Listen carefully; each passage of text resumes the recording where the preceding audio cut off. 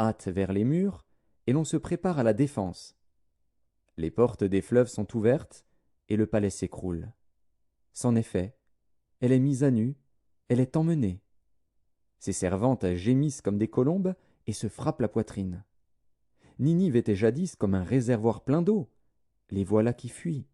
Arrêtez, arrêtez, mais nul ne se retourne. Pillez l'argent, pillez l'or. Il y a des trésors sans fin, des richesses en objets précieux de toute espèce.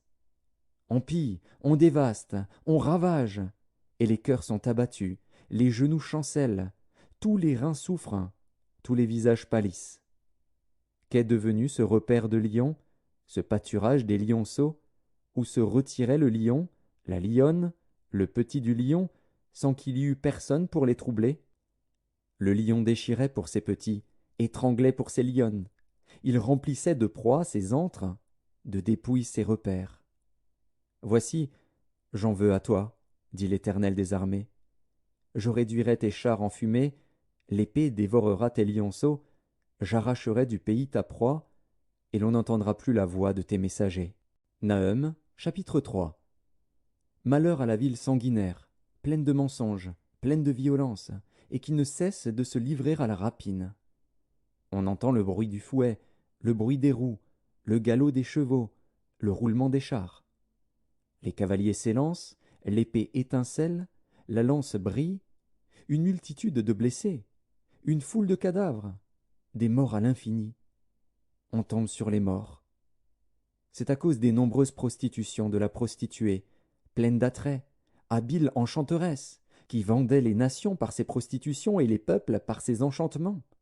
Voici, j'en veux à toi, dit l'Éternel des armées, je relèverai tes pans jusque sur ton visage, je montrerai ta nudité aux nations et ta honte aux royaumes.